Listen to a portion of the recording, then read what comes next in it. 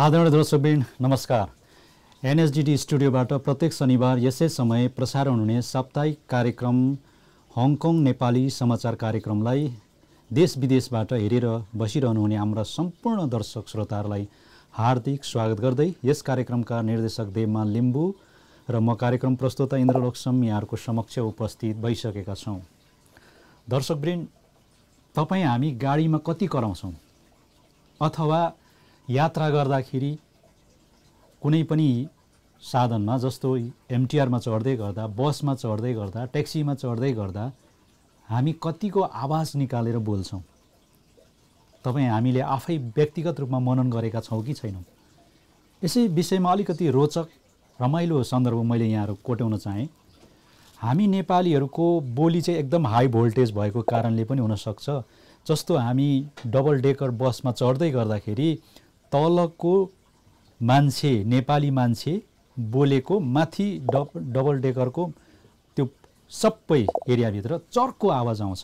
यति चर्को आवाज आउँछ कि त्यो सम्पूर्ण कुराहरू चाहिँ माथि बस्ने नेपालीले प्रत्यक्ष रूपमा सुनिराखेको हुन्छ, अथवा संवाद चाहिँ यस्तो भइराखेको हुन्छ कि पल्लो गाउँ र अल्लो गाउँको मान्छेहरू डाँडामा बसेर वाद विवाद गरेको अथवा बोलेको संवाद गरेको तरिकाले हामी नेपालीहरू त्यो तरिकाले बोल्दछौँ।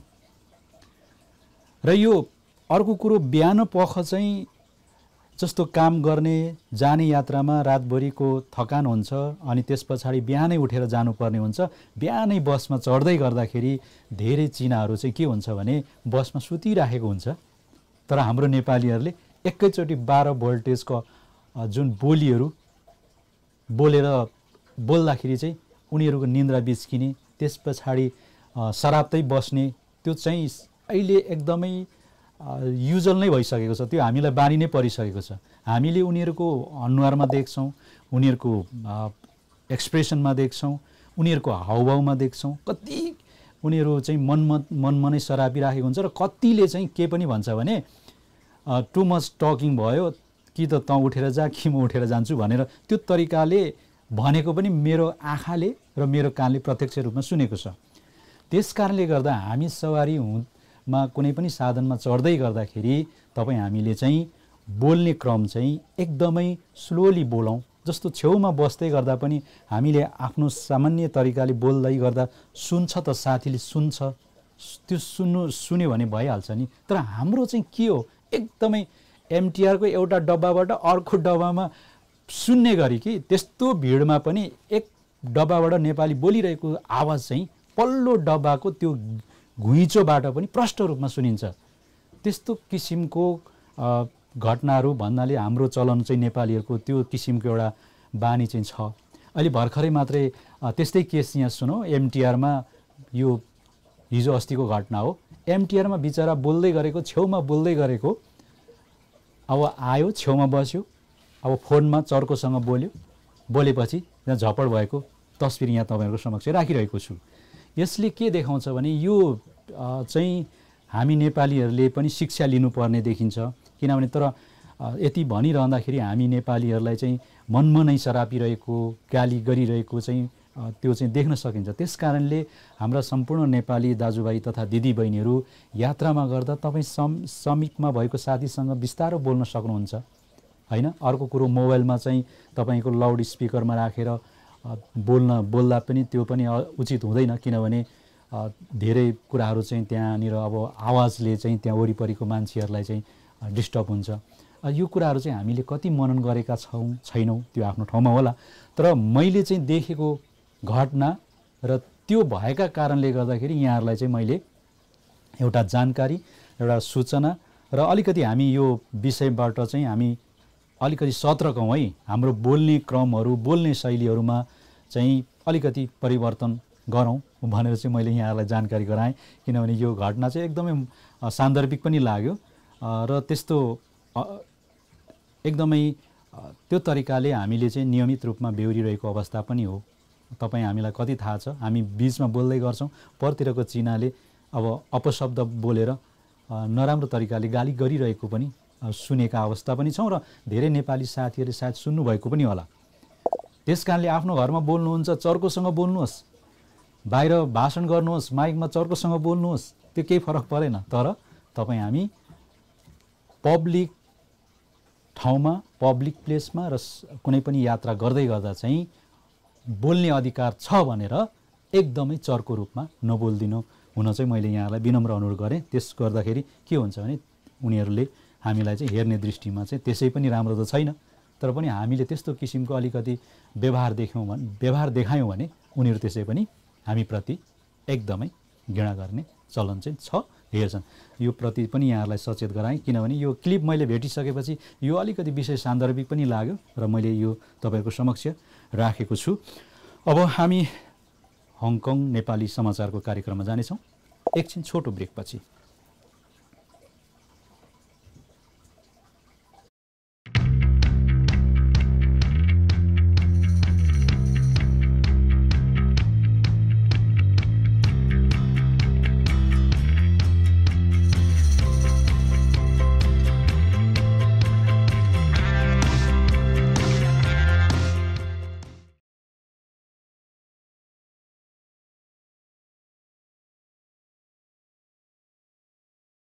हङकङको समसामयिक समाचारहरूमै जान्छौँ। विशेष गरेर हङकङमा चाहिँ अहिले पछिल्लो चरण चाहिँ जुन यो कोभिड-19 का कारणले बिजनेस सेक्टरहरू कसरी खोल्ने के गर्ने भन्ने कुराहरू चाहिँ एकदमै त्यो विवादहरू चाहिँ भन्नाले त्यो समीक्षा त भइराखेकै छ।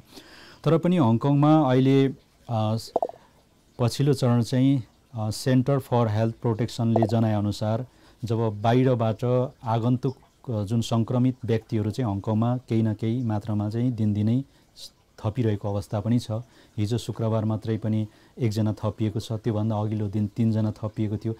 यसरी आउँदै गर्दाखेरि जुन सङ्क्रमित बाहिरबाट सङ्क्रमित हुँदै गर्दा र त्यसको सङ्ख्या थपिँदै गर्दा चाहिँ हङकङमा अहिले जब कोभिड-19 को सुरुवात भयो, सुरुवाती चरण सँगसँगै अहिलेसम्म आइपुग्दाखेरि चाहिँ धेरै मात्रामा चाहिँ सङ्क्रमितको सङ्ख्या चाहिँ बढिसकेको छ।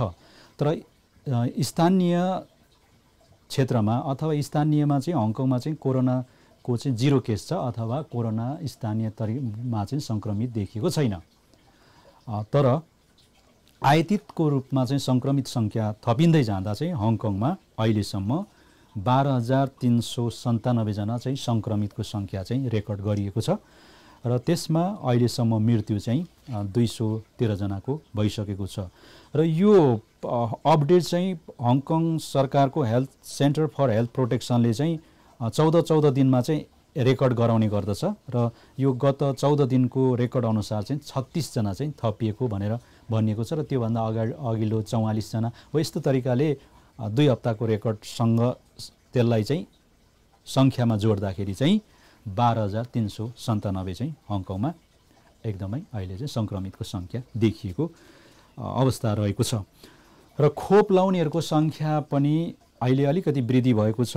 हङकङमा लगभग 70% खोप लाउने जुन उद्देश्य साथ हङकङ सरकारले जुन खोपहरू लगाइरहेको छ, तर अहिलेसम्म चाहिँ प्रथम डोजको लाउनेहरूको सङ्ख्या चाहिँ 46,94,538 जना प्रथम डोजको खोप लगाएका छन् भने दोस्रो डोज अथवा पुरा डोज चाहिँ 44,93,314 जनाले चाहिँ दोस्रो खोप अथवा पुरा खोप लगाएको अवस्था देखिएको छ।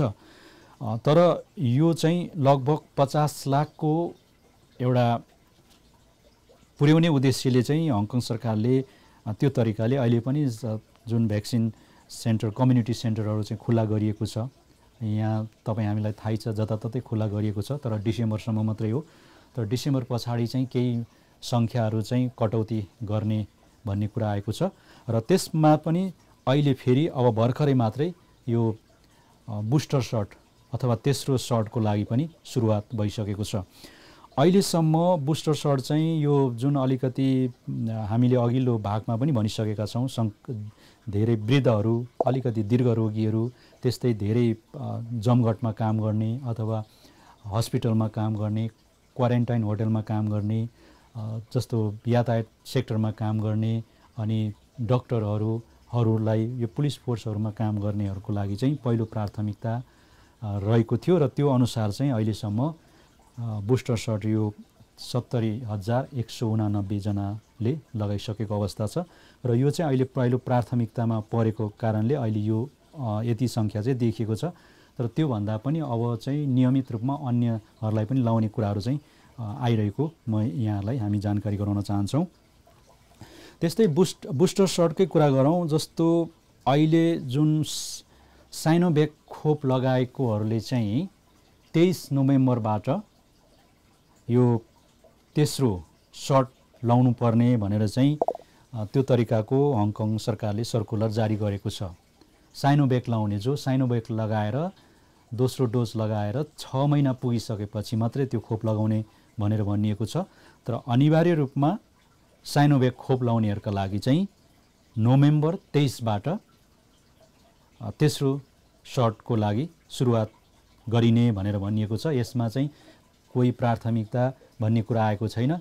एज अ युजल सम्पूर्ण लगाइसकेकाहरूलाई तेस्रो सट लाउने भन्ने कुराहरू चाहिँ त्यो तरिकाको समाचार बाहिर आएको छ।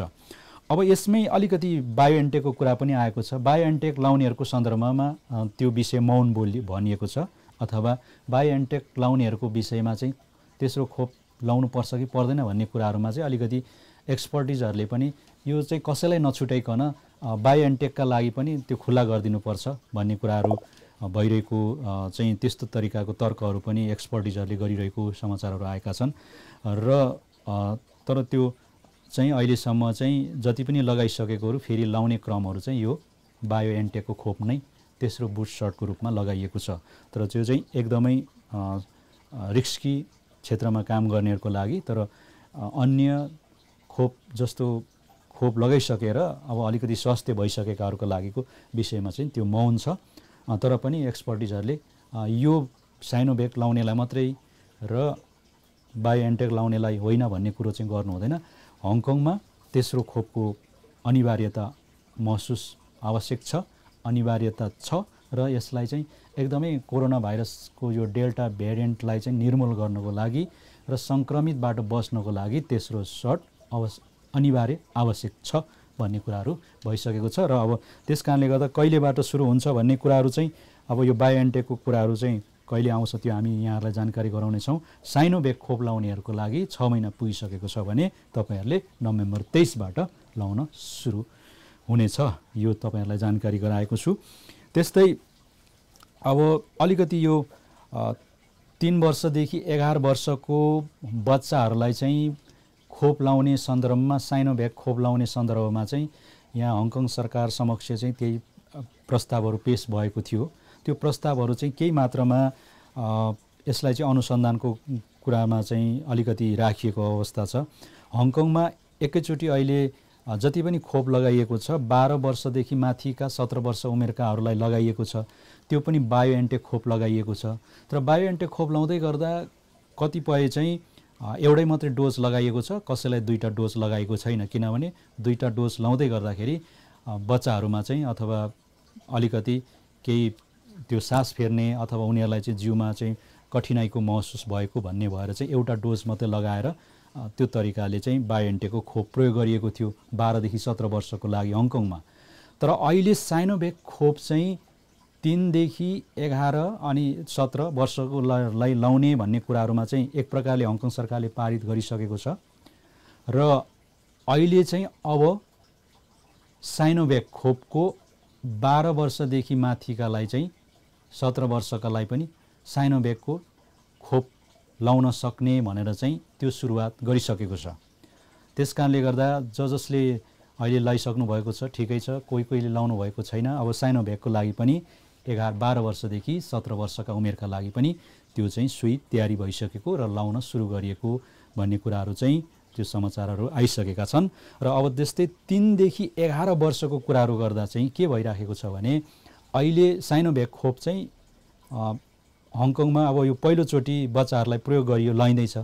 अनि एकैचोटि 3 देखि 11 वर्षका बच्चाहरूलाई लाउँदाखेरि हङकङको यो जुन बच्चाहरूको प्यारेन्ट्सहरूलाई चाहिँ नेगेटिभ जान सक्छ। त्यस कारणले गर्दा पहिला चाहिँ अलिकति 11 देखि 17 लाई लाउने, त्यस पछाडि त्यसलाई चाहिँ बिस्तारै 3 देखि 11 घरलाई लाउने भन्ने कुराहरू चाहिँ त्यो तरिकाको एउटा व्यवस्थापन गरेर हङकङ सरकारले ल्याइरहेको भनेर कुरा बुझिएको छ। किनभने यो चाहिँ हेल्थ सेन्टर फर हेल्थ प्रोटेक्सनले नै जनाइसकेको अवस्था छ। अब यसको खोपको सुरक्षित कस्तो छ, कति छ भन्ने कुराहरूमा आएको छ। खोपको जस्तो यो खोप चाहिँ अब जस्तो यो के भनिएको छ भने यो खोप चाहिँ यति धेरै प्रभावकारी छ। चेयरपर्सन अफ के भनेको छ नि साइन्टिफिक कम्युनिटी अन भ्याक्सिन प्रिभेन्टेबल भनेर बनाएको छ। त्यसमा चाहिँ के भनिएको छ भने त्यसका चाहिँ चेयरपर्सन लाउ यु लुङले चाहिँ यो एकदमै सुरक्षित छ, प्रभावकारी छ र विश्वमा अहिले 3 देखि 11 वर्षको बच्चाहरूलाई चाहिँ लगाइसकेको छ। तर त्यसमा 6 मिलियन भन्दा बढी बच्चाहरूले चाहिँ यो खोप लगाइसकेको छ, सुरक्षित मानिएको छ भनेर भनिएको छ।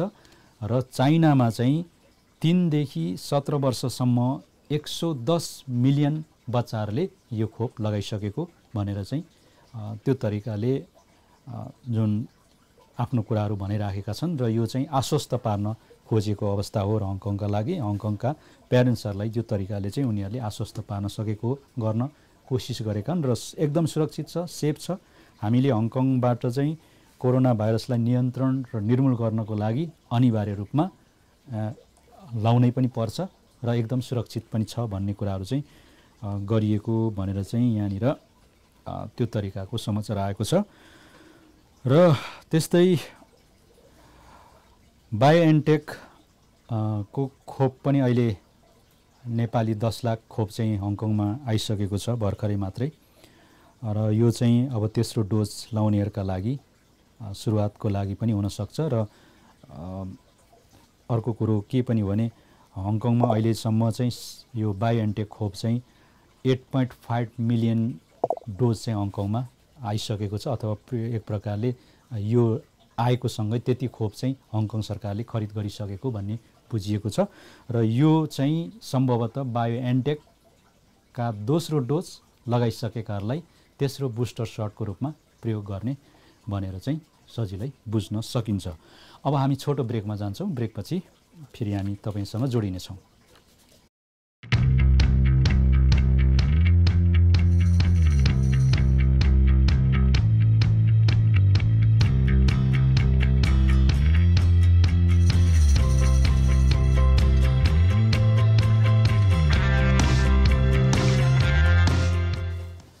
ब्रेकपछि फेरि यहाँलाई स्वागत छ। अलिकति हामी अब अहिले यो डिसेम्बर 19मा हङकङको सांसदहरूको चुनाव हुँदैछ। सजिलो भाषामा भन्दाखेरि विधायकहरूको चुनाव हुँदैछ। त्यसमा प्रो डेमोक्रेटिक पार्टीका कुनै पनि उम्मेदवारहरूले यो वर्षको जुन सांसदमा भाग लिएका छन् उम्मेदवारी दर्ता गरेका छैनन्। र प्रो बेजिङ समर्थकहरूको र हरूले चाहिँ त्यसमा चाहिँ सहभागिता जनाएको छन्। र 154 जना जुन 90 सिटका लागि चाहिँ 154 जनाले सहभागिता जनाएका छन्। र 154 जनामा चाहिँ एकजनालाई चाहिँ हिजो मिटिङमा डिस्क्वालिफाइड गरिएको छ।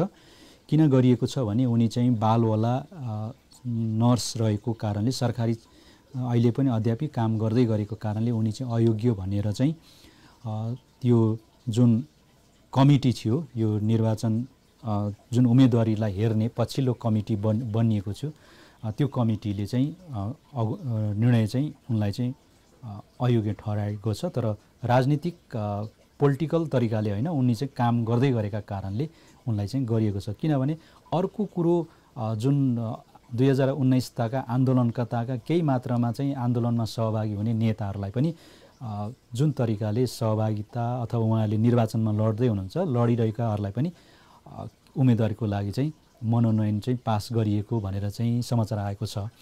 र त्यसमा चाहिँ अब यो कमिटीमा चाहिँ हङकङका चिफ सेक्रेटरी जोन ली, अनि त्यस्तै सेक्रेटरी फर कन्स्टिट्युसनल मेनल्यान्ड एफेयर्सका एरिक चाङ, अनि home affair secretary for home एफेयर्सका किस्पर चुई, अनि त्यस्तै सेक्रेटरी फर सेक्युरिटीको क्रिस ताङ, अनि त्यस्तै पूर्व पूर्व सांसद अथवाहरू पनि थिए, जस्तो एलिस लियोङ, रिता फान, यो उनीहरू चाहिँ हङकङका निकै चर्चित व्यक्तित्वहरू हुन्। उनीहरूको एउटा बैठकले, उनीहरूको एउटा समितिले चाहिँ त्यो 153 जनालाई चाहिँ अहिले मनोनयनको लागि उनीहरूले चाहिँ फिल्डमा उत्रन पाउनेछन्। र हङकङमा यो निर्वाचनको प्रणालीमा चाहिँ केही मात्रामा परिवर्तन भएको छ। अलिकति यसमा पनि धेरै कुराहरू चाहिँ छन्, तर तथापि अहिले जुन प्रत्यक्ष पहिला चाहिँ 70 जना चाहिँ एउटा विधायकहरू हुन्थ्यो भने त्यसमा केही मात्रामा चाहिँ निर्वाचित हुन्थे, मनोनित हुन्थे र निर्वाचित पद्धतिमा थियो। तर अहिले चाहिँ घटाएर अलिकति 70 देखि 90 बढाइएको छ। तर प्रत्यक्ष सिटहरूको चाहिँ 35 चाहिँ प्रत्यक्ष निर्वाचित थियो, तर उनीहरूलाई घटाएर अहिले 20 मा राखेको छ।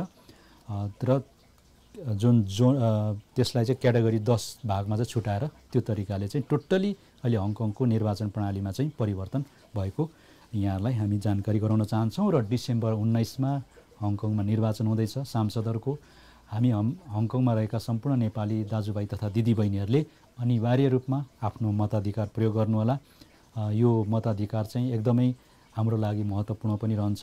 कुन उम्मेदवारलाई दिने र उसले नेपाली कम्युनिटीका लागि कस्तो काम गर्छ, के गरिरहेको छ, कतिको हामीसँग चाहिँ इन्टरेक्सन गर्नु सक्छ अथवा हाम्रा कुराहरू चाहिँ कतिका राख्न सक्छन्, ती उम्मेदवारहरूलाई चाहिँ अब तपाईँहरूको घर घरमा आउँछन् पनि होला।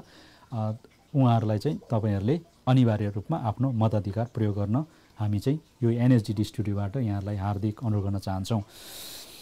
त्यस्तै बाल संरक्षण विभागले पनि अहिले केही बाहिर दुर्व्यवहारको केही मात्रामा चाहिँ बढेको बाहिर तथ्याङ्कहरू चाहिँ बाहिर निकालिएको छ।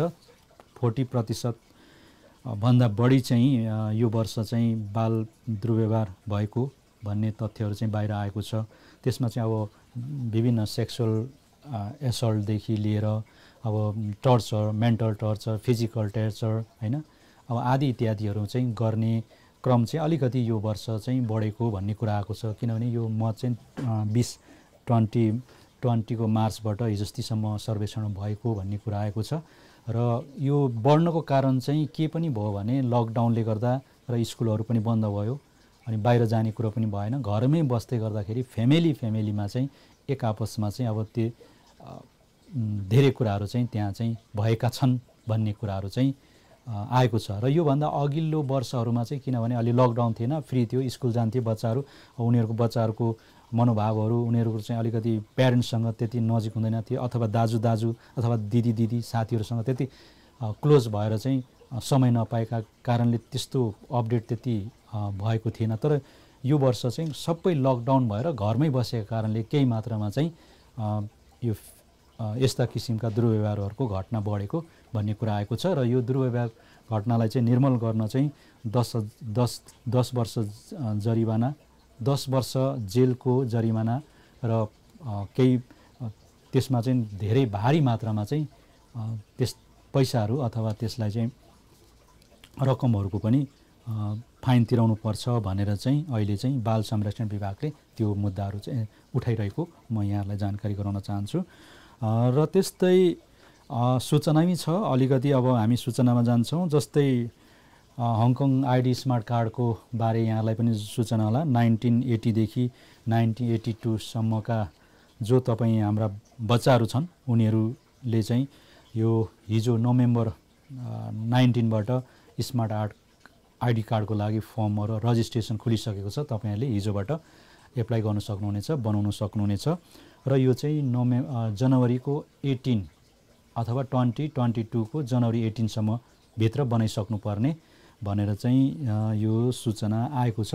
र अर्को कुरो, यो बीचमा तपाईँ बाहिर हुनुहुन्छ अथवा बेलायतमा हुनुहुन्छ अथवा नेपालमा हुनुहुन्छ अथवा अमेरिका हुनुहुन्छ अथवा क्यानाडा कतै हुनुहुन्छ, यो समयमा तपाईँको डेट अफ बर्थका जति पनि बाहिर हुनुहुन्छ तपाईँहरू हङकङमा आइसकेपछि 1 महिनाभित्र तपाईँहरूले फेरि हङकङ इमिग्रेसनमा गएर आइडीलाई चाहिँ स्मार्ट आइडी कार्डको लागि एप्लाई गर्न सक्नुहुनेछ। र 1 महिनाभित्र तपाईँले आएको 1 महिनाभित्र गर्नु भएन भने तपाईँलाई फेरि फाइन जरिमाना लाग्नेछ।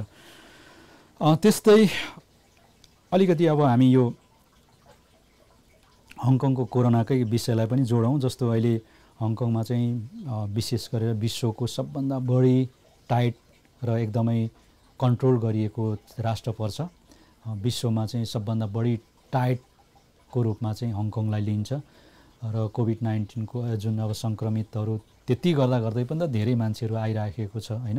अहिले विभिन्न क्षेत्रमा अब हुङआममै भयो, अब ह्याप्पी भ्यालीमै भयो, तैकाक्चुईमा पनि भयो होइन। अब यस्तोहरूमा चाहिँ अहिले केही मात्रामा चाहिँ लकडाउन गरेर मान्छेलाई फेरि पनि कोभिड-19को PCR चेक गराइराखेको अवस्था पनि छ।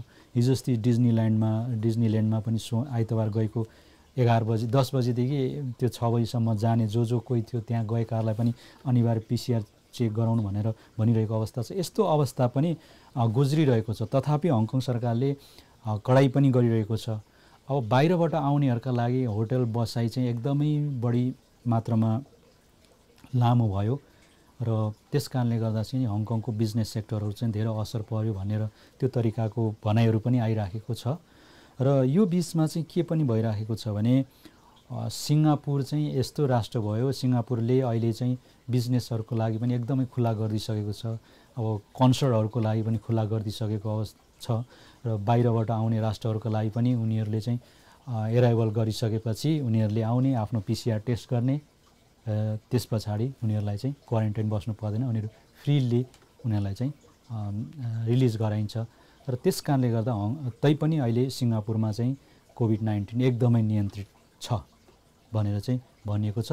त्यस कारणले गर्दा हङकङको केही बिजनेस सेक्टरहरू चाहिँ सम्भवतः यस्तै तरिकाले टाइट गर्दै जाने हो भने र लामो समयसम्म यसलाई यसरी नै राख्ने हो भने चाहिँ बिजनेसहरू ठुल्ठुलो प्रोजेक्टका अफिसहरू चाहिँ सिङ्गापुरमा सर्ने सम्भावना बढिरहन्छ। यो चाहिँ हङकङको लागि घाटा हो भन्ने कुराहरू पनि त्यो तरिकाको पनि समाचारहरू आइराखेका छन्, त्यो पनि छलफल भइराखेको छ। तथापि हङकङको सरकारको प्रमुखले चाहिँ त्यसलाई अझै त्यति ध्यान दिएको देखिँदैन, किनभने कोभिड-19लाई नै नियन्त्रण गर्ने पक्षमा देखिएको छ। अहिले जुन तरिकाले चाहिँ अभिव्यक्तिहरू आइराखेका छन्, सम्भवतः अब यो 2020 को मार्च अप्रिल मेसम्ममा मात्रै क्वारेन्टाइनको यो केही घट्ने हो कि भन्ने कुरा चाहिँ बुझ्न सकिन्छ। तथापि केही समाचारहरू चाहिँ हिजो अस्ति केही सामाजिक सञ्जालमा हङकङमा चाहिँ 1 हप्ता मात्रै क्वारेन्टाइन गरिने भन्ने कुराहरू चाहिँ कता त्यो सामाजिक सञ्जालमा आएको थियो। त्यो पनि मैले पनि देखेको थिएँ। तर यथार्थ हामीले चाहिँ त्यो हेर्दै गर्दाखेरि हामी चाहिँ न्युजहरू प्राय हेर्छौँ। अब सायद साउथ चाइना मर्निङ पोस्टको हेर्नुपर्छ, त्यस्तै अब RTHको, त्यस्तै अब स्ट्यान्डर्ड होइन, अब BBC-हरू, यसरी सम्पूर्ण समाचार हेर्दै गर्दा त्यो समाचार चाहिँ केही अगाडिको भएको कारणले गर्दा अलिकति भ्रम पनि भएको देखिएको। तर त्यस पछाडि धेरै साथीहरूले मलाई चाहिँ सोध्नुभयो, यो खोलिँदै रहेछ, 1 हप्ता मात्रै हुने भएछ, अहिले यस्तो त्यस्तो भन्ने कुराहरू गर्नुभएको थियो। तर मैले चाहिँ अब न्युज आधिकारिक न्युजहरूमा देखिएको छैन, त्यस कारणले गर्दाखेरि यो अहिले चाहिँ होइन होला, यो केही समय अगाडिको समाचार हुनसक्छ भन्ने कुराहरू चाहिँ गरेको थियो। त्यस्तै तरिकाले त्यो केही समयको अगाडिको समाचार चाहिँ हो। तर अहिले चाहिँ हङकङमा अद्यापि क्वारेन्टाइन चाहिँ 21 दिन छ। त्यस पछाडि तपाईँ चाहिँ घरमा फेरि 7 दिन बस्नुपर्ने हुन्छ। त्यो बिचमा तपाईँको 5-6 चोटि चाहिँ तपाईँको PCR चेक गर्ने हुन्छ। तर PCR चेक गर्दै गर्दा नेगेटिभ निस्किँदै अन्तिममा घर जाने दिनमा फेरि पोजिटिभ निस्केको घटनाहरू चाहिँ एकदमै बढी रूपमा हङकङमा देखिएको छ। त्यस कारणले गर्दा हङकङ सरकार कति सतर्कताको साथ अगाडि बढिरहेको रहेछ भन्ने कुरो पनि यसले पनि बुझ्न सकिन्छ। कोही चाहिँ घरमा पुगेर फेरि पोजिटिभ देखिएको छ, होटलमा बसिन्जेल देखिएन, तर घरमा पुगेपछि फेरि टेस्ट गर्दाखेरि पोजिटिभ। त्यस कारणले गर्दा यो अवस्था चाहिँ हङकङमा अझै पनि छ। तथापि सिङ्गापुरले चाहिँ अहिले चाहिँ केही मात्रामा चाहिँ आफ्नो तर्फबाट सजिलो गराइसकेको भन्ने कुराहरू चाहिँ समाचार आएका छन्। र त्यस्तै अलिकति अब जाउँ हामी मिडिया कर्मीहरूलाई पनि एउटा यहाँ म तपाईँहरूलाई जानकारी गराउँ। मिडिया कर्मीहरूले साथीहरूले पनि अब केही मात्रामा चाहिँ आफूलाई सेन्सर गर्दै लानुपर्नेछ।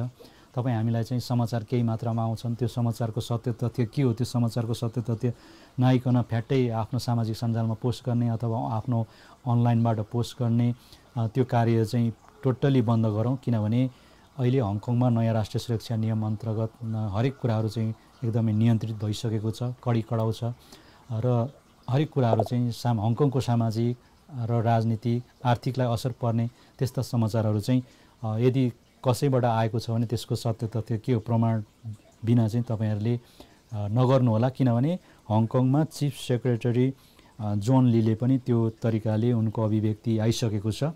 मिडियाकर्मीहरूले त्यो आइरहेको समाचार हो कि होइन त आफै पनि तपाईँहरूले बुझेर त्यसलाई गर्ने र सत्य तथ्य के हो त्यो तरिकाको समाचारहरू चाहिँ तपाईँहरूले बाहिर ल्याउनु पर्छ भन्ने त्यो अभिव्यक्ति चाहिँ आइसकेको छ।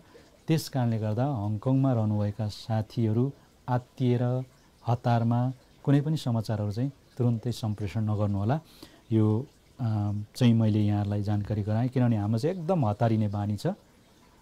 त्यो हतारिएर पोस्ट गर्दै गर्दाखेरि त्यसले चाहिँ कतिको धेरै असर पर्छ भन्ने कुरा चाहिँ यहाँहरूले बुझ्नुपर्ने हुन्छ। र हङकङमा केही समय अगाडि चाहिँ व्यक्तिको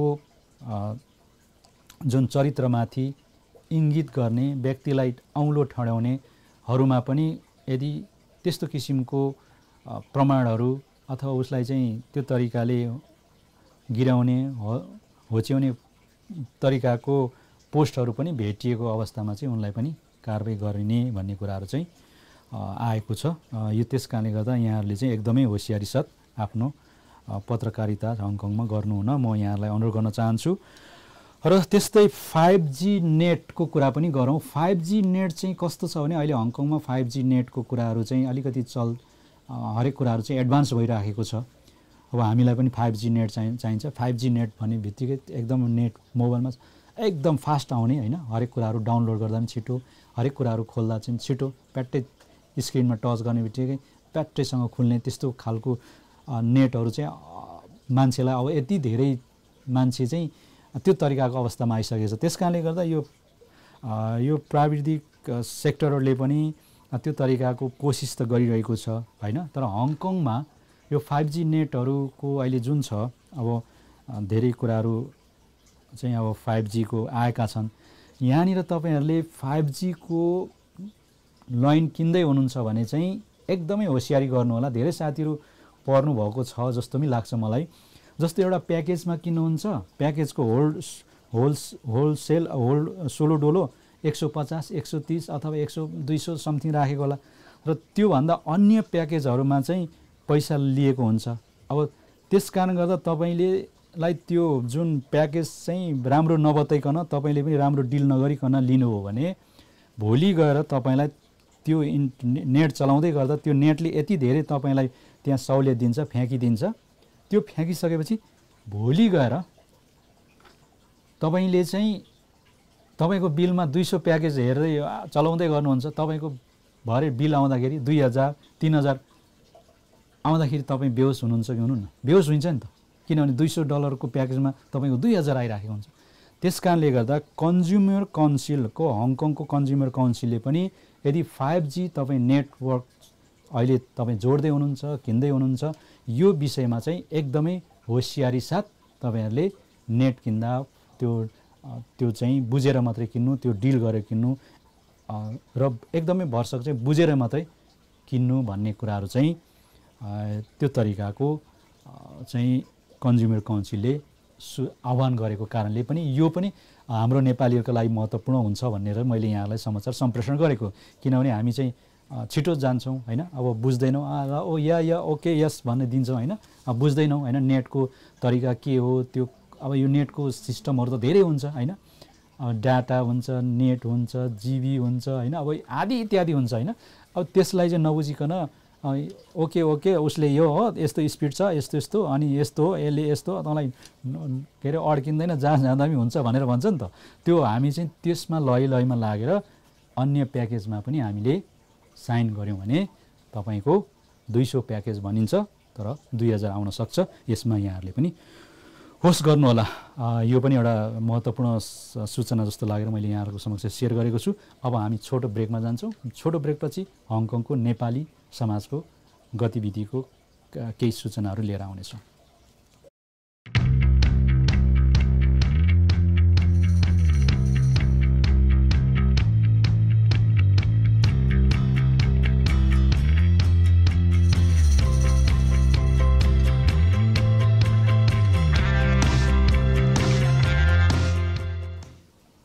ब्रेकपछि यहाँलाई स्वागत छ। दर्शकवृन्द, कहिलेकाहीँ हङकङमा यस्तो किसिमको जात्रा हुन्छ, अत्याधिक रमाइलो पनि हुन्छ।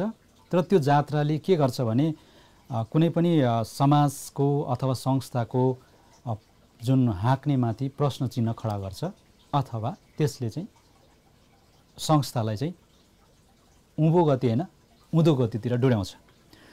अहिले भर्खरै एउटा यस्तो घटना भएको छ। मगरसङ हङकङको चुनावको कुरा गर्दैछु म। मगरसङ हङकङको चुनाव दुईचोटि भएको छ।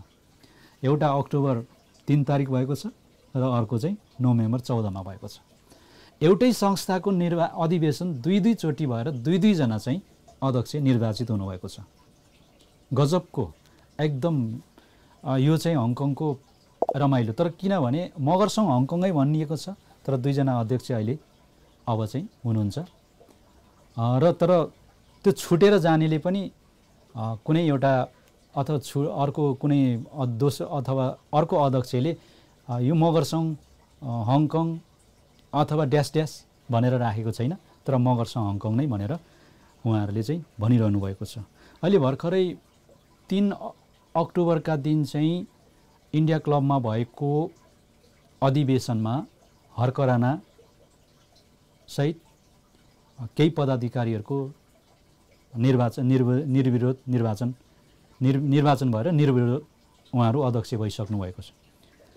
त्यस पछाडि त्यो बिचमा धेरै मिडियाहरूले र समाचार सम्प्रेषण गरे र अर्को कुरो बधाईको वहिरो पनि प्राप्त गरिरहनु भएको छ, गरिरहनु भयो। हरेक अहिले संस्थाका केही कार्यक्रममा पनि उहाँलाई हर्क राणा मगरसङ हङकङको अध्यक्ष भनेर उहाँ उपस्थित भइरहनु भएको छ। र उहाँहरू मगरसङ हङकङको केन्द्रीय समितिको कार्यालयबाट पनि हर्क राणालाई आधिकारिक मान्यता दिएको परिपत्र पनि आइसकेको छ। त्यही बिचमा चाहिँ फेरि त्यस पछाडि अहिले 14 नोभेम्बरका दिन मगरसङ हङकङको कार्यालयमा जोर्डनमा फेरि अर्को अधिवेशन भयो। त्यो अधिवेशनबाट फेरि हेमराज थापा मगरज्यू निर्वाचित हुनुभएको छ। अब अहिले मैले यति नै मात्रै भन्दछु, तर उहाँहरूसँग अहिले सम्पर्कमा मैले गर्न पनि चाहिनँ, किनभने अब उहाँहरूको अलिकति केही उहरू आउला। र उहाँको अध्यक्षतामा अहिले जुन तरिकाले उहाँहरूको समिति चयन गर्नुभएको छ, त्यो समितिको पदाधिकारी लगभग हर्क राणाज्यूको अध्यक्षताको प्यानलमा पनि हुनुहुन्छ। तर उहाँहरू अहिले यता पनि हुनुहुन्छ। यो एकदमै रमाइलो छ। तर यो विषयमा उहाँहरूसँग प्रत्यक्ष रूपमा कुराकानीको लागि हामी कुनै दिन जोड्नेछौँ। अहिले चाहिँ उहाँहरूलाई अलिकति ठन्डा दिमागलाई चाहिँ मैले होस् भनेर सोचेको थिएँ। र अर्को हाम्रो हर्क राणाजी सम्भवतः आज उहाँले आफ्नो कुरा राख्छु भनेर भन्नुभएको मलाई चाहिँ समाचार प्राप्त भएको थियो। र उहाँले चाहिँ म आज आफ्नो विषय प्रत्यक्ष स्टुडियोमा राख्न चाहन्छु भन्ने कुराहरू चाहिँ गर्नुभएको थियो, तर समय अभावले उहाँको उपस्थिति भएन। भरसक भयो भने म उहाँहरू दुवैजनालाई सम्भवतः एउटै स्टुडियोमा राखेर उहाँहरूको यो जुन यो खिचलो छ खिचडी, अब यसले चाहिँ मगरसङलाई त्यति राम्रो फाइदा गर्दैन। त्यस कारणले यो के हो त भन्ने कुराहरू सम्भवतः राख्ने प्रयास गर्नेछु, यहाँलाई जानकारी गराउँ। तर मलाई लाग्छ उहाँहरू एउटै स्टुडियोमा अवश्य पनि बस्न सक्नुहुन्न होला। र किनभने बस्न सक्ने भएको भए अद्यापि अस्ति यो यस्तो अवस्था हुने थिएन भन्ने मलाई लाग्दछ। तथापि उहाँहरूलाई इन्डिभिजुअल रूपमा यो मगरसङ हङकङको जुन अहिले चुनावी तरिकाबाट उहाँहरूको अध्यक्ष निर्वाचित हुनुभएको छ, यो प्रक्रिया चाहिँ त्यति राम्रो हुँदैन भन्ने कुराहरूमा चाहिँ हाम्रो तर्फबाट यहाँहरूलाई जानकारी छ। र त्यो विषयमा उहाँहरूको बारे के विषय आउँछन् कुरा गरिराख्नुहुन्छ, त्यो विषयमा हामी पछाडि फलोअप गर्नेछौँ। जे भए पनि हर्क राणाज्यूलाई पहिला नै बधाई दिइसकेका थियौँ हामीले। अब फेरि हेमराज थापाज्यूलाई पनि एनएसडी स्टुडियोको तर्फबाट यहाँलाई पनि फेरि हार्दिक बधाई दिन चाहन्छौँ। अब रह्यो किराँत याक्थुम चुङलुङ हङकङले 16औं राष्ट्रिय विभूति महागुरु फाल्गुनन्द लिङदेनज्यूको 137औं जन्म जयन्ती किराँत याक्थुम चुङलुङको चुम्लुङ हिममा सम्पन्न गर्नुभएको छ।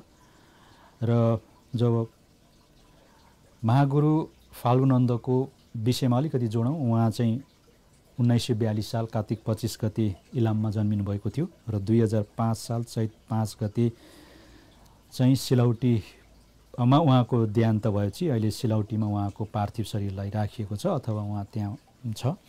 र त्यस्तै उहाँले चाहिँ जब अलिकति धर्म दर्शनका दाताको रूपमा पनि मानिनुहुन्छ र अर्को कुरो समाज सुधारकको रूपमा पनि मानिनुहुन्छ र उहाँ चाहिँ ध्यानी ज्ञानीको रूपमा चाहिँ एउटा गुरुको रूपमा चाहिँ सर्वेसर्वा मानिएको हुनाले चाहिँ नै र उहाँले जब विक्रम सम्वत 1988 साल वैशाख 24 गते पूर्व लिम्बुवानमा चाहिँ त्यो तत्कालीन अवस्थाका धेरैभन्दा धेरै सुब्बाहरू कारीदार कारबारी खरदारहरूलाई चाहिँ भेला गराएर एउटा बृहत रूपमा चुम्लुङ सम्मेलन गर्नुभएको थियो।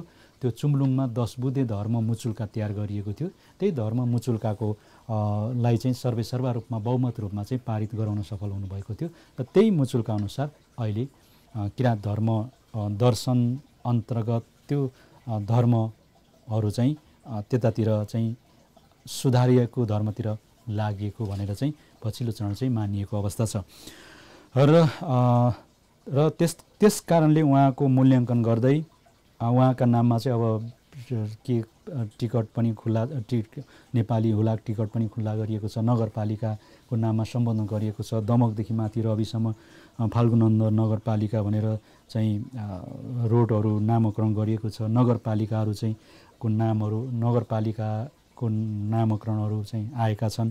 त्यसकारणले यस्तो भएका कारणले पनि नेपाल सरकारले 2066 साल मङ्सिर 16 गते उहाँलाई चाहिँ 16औं राष्ट्रिय विभूतिको रूपमा घोषणा गरिएको थियो।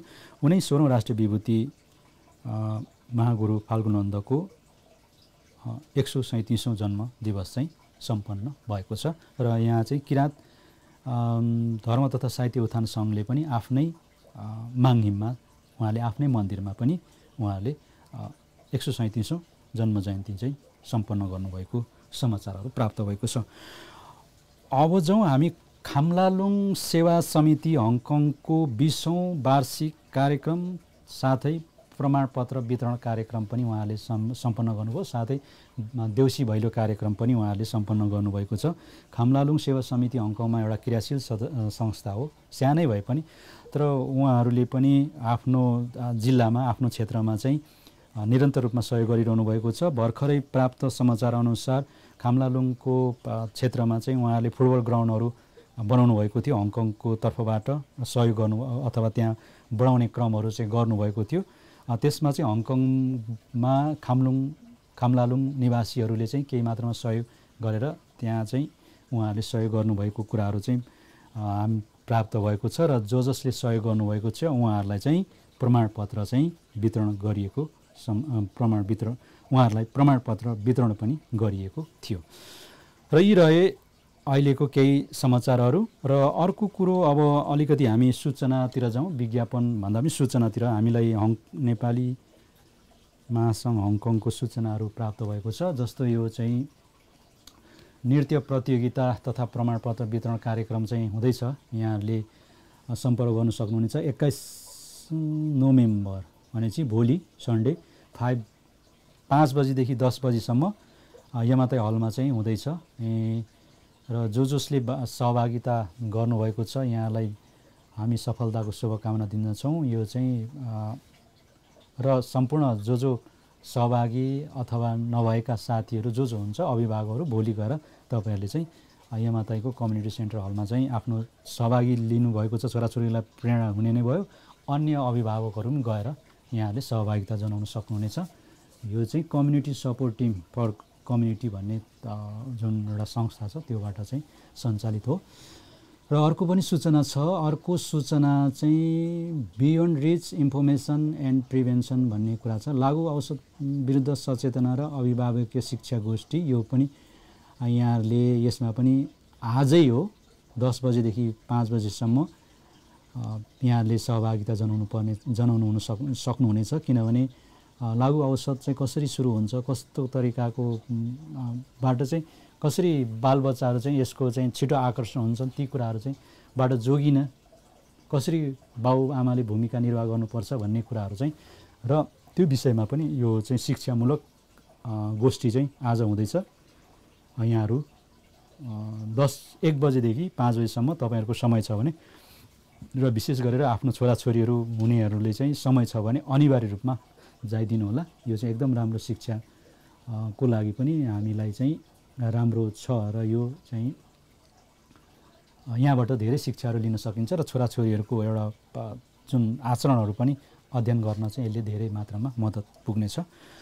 र त्यस साथसाथै हङकङ नेपाली महासङ्घको 11औं अधिवेशन चाहिँ सम्पन्न हुन गइराखेको छ 28 नोभेम्बरका दिन सन्डे। यो पनि मियामादै कम्युनिटी हलमा चाहिँ सम्पन्न हुन गइराखेको छ। यहाँहरू जसमा छाता सङ्गठनमा भाग रहनुभएका सङ्घ संस्थाका साथीहरूले अथवा अध्यक्षहरू अब जसले पनि यहाँहरूले चाहिँ आफ्नो उम्मेदवारी दिन सक्नुहुनेछ र त्यो दिन चाहिँ यहाँहरूले उपस्थिति भएर हङकङ नेपाली महासङ्घको 11औं महाअधिवेशनलाई चाहिँ सफल पारिदिनु हुन विनम्र अनुरोध आएको छ। यो पनि मैले यहाँलाई जानकारी गराएँ। अब हामी प्रतिक्रियामा जान्छौँ। प्रतिक्रियामा साथीहरूको के प्रतिक्रिया छन् अब हामी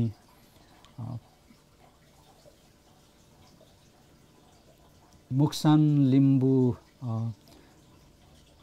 सृष्टि जगतमा कुरीति कुसंस्कार अन्त गर्न महागुरु फाल्गुन जन्मेको हो नवीन पोमु भनेर भन्नुभएको छ।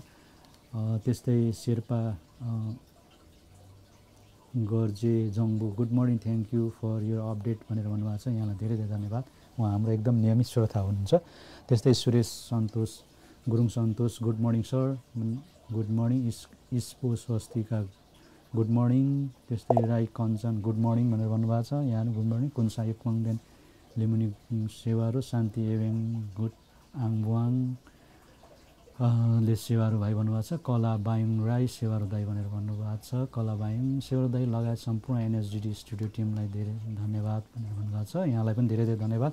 चङबाङ गीता सेवारो दाजु भनेर भन्नुभएको छ। यहाँलाई पनि सेवारो। इसारा अमर गुड मर्निङ हजुर, गुड मर्निङ। टिका टाइगर कोइराई म चाहिँ अझै भर्जिन छु है गुरुजी